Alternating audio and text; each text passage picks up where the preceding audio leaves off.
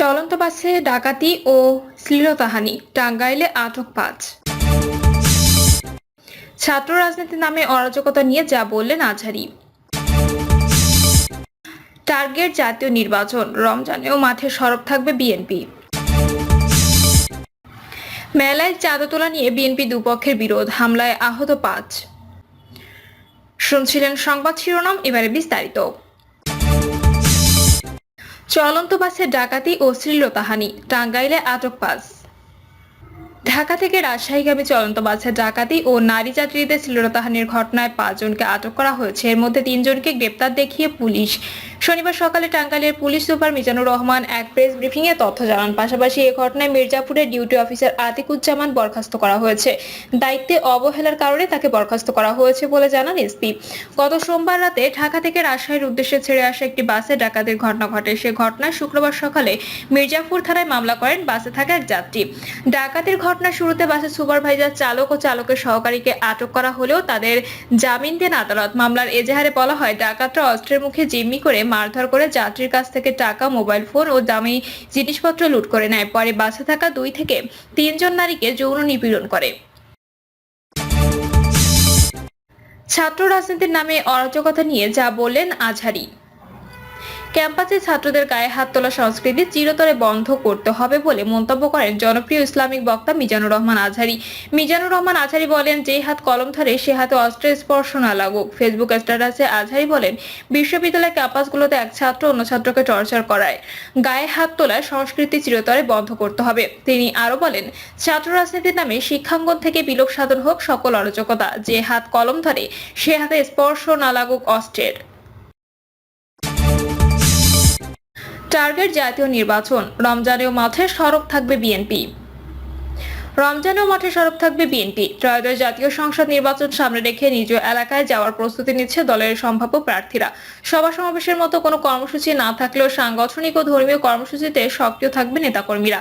কেন্দ্র সহ তৃণমূলে ইফতার পার্টি বাড়ানোরও নীতিগত সিদ্ধান্ত রয়েছে। এছাড়া এলাকাভিত্তিক সামাজিক অনুষ্ঠান সহ উঠান বৈঠকের মতো নানা কর্মসূচি থাকবে। এর মাধ্যমে দ্রুত জাতীয় নির্বাচনের পক্ষে জনমত তৈরির পাশাপাশি ভোটের হাওয়া দেশব্যাপী ছড়িয়ে দেওয়াই টার্গেট। তবে কোনো অপশক্তি যাতে ষড়যন্ত্র কিংবা অপতৎপরতা সৃষ্টি করতে না পারে সেদিকেও সতর্ক দৃষ্টি রাখার নির্দেশনা রয়েছে।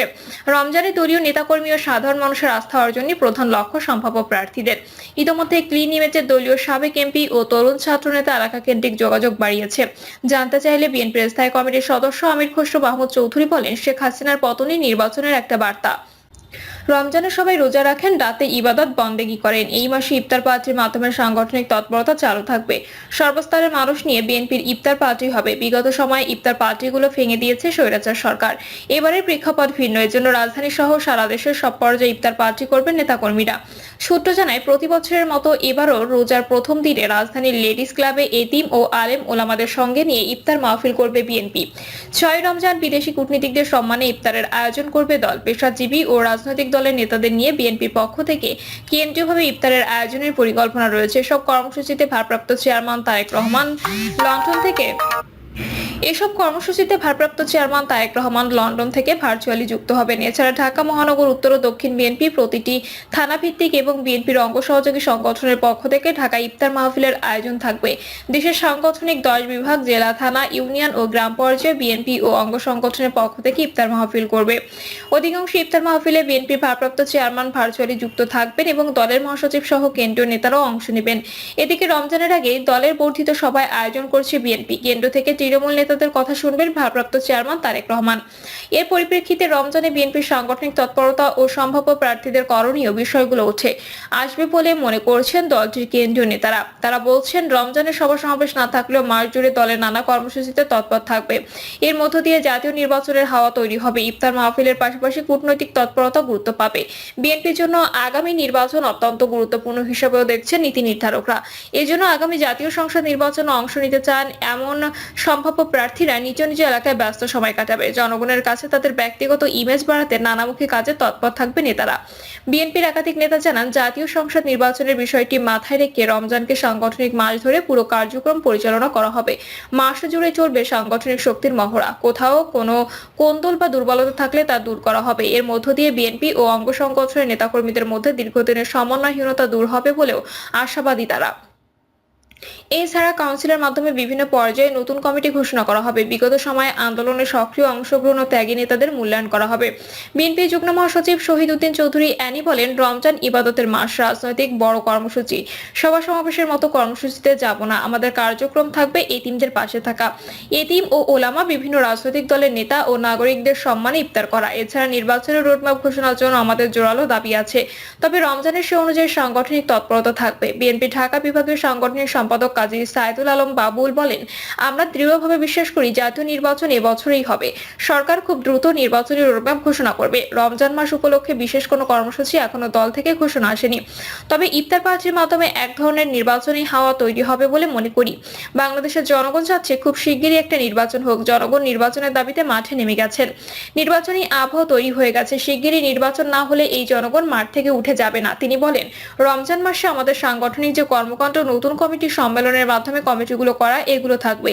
সর্বোচ্চ 3 মাসের মধ্যে সব কমিটি করার জন্য গত জানুয়ারি মাসে দলের থেকে সিদ্ধান্ত দেওয়া হয়েছে, সে অনুযায়ী কাজ চলছে। কুমিল্লা বিভাগের সাংগঠনিক সম্পাদক অধ্যক্ষ সেলিম ভুইয়া বলেন, আমাদের সাংগঠনিক কর্মকাণ্ড চলমান রয়েছে। পুরো রমজান মাসে আমাদের প্রত্যেক উপজেলা, ইউনিয়ন ও ওয়ার্ড পর্যায়ে ইফতার পার্টি হবে।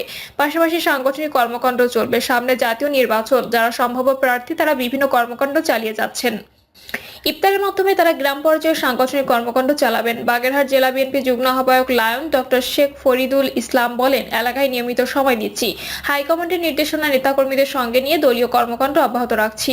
বিএনপির উপর জনগণের আস্থা বাড়ছে। আসন্ন রমজানে বিগত সময়ের চেয়ে এবার ইফতার পার্টির সংখ্যা তুলনামূলকভাবে বাড়বে। এর মধ্য দিয়ে সাংগঠনিক কার্যক্রম চলমান থাকবে।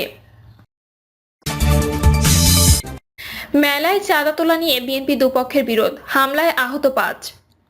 হবিগঞ্জের বানিয়াচংয়ে মেলায় চাঁদা তোলা নিয়ে বিএনপি দুপক্ষের বিরোধের জেরে হামলায় অন্তত 5 জন আহত হয়েছেন। স্থানীয়রা জানান, বেশ কয়েক বছর ওই উপজেলায় দুর্গম হাওড়া অঞ্চল মারকুলি বাজারে মেলার আয়োজন করা হয়।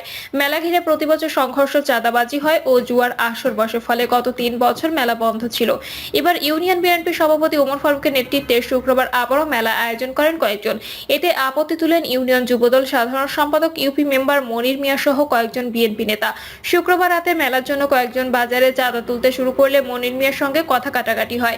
এক পর্যায়ে প্রতিপক্ষের লোকজন তার উপর হামলা চালায়। হামলায় 5 জন আহত হয়েছেন। খবর পেয়ে পুলিশ ঘটনাস্থলে গিয়ে পরিস্থিতি শান্ত করে।